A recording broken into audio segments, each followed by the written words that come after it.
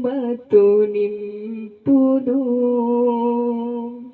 శాంతి రాజ్య స్థాపకుడు తన శాంతినిచ్చును.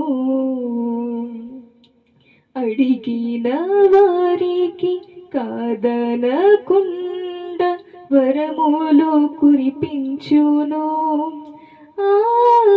యేసయ్యా నీ గొప్ప నామము స్మరింప నాకెంతో భాగ్యము.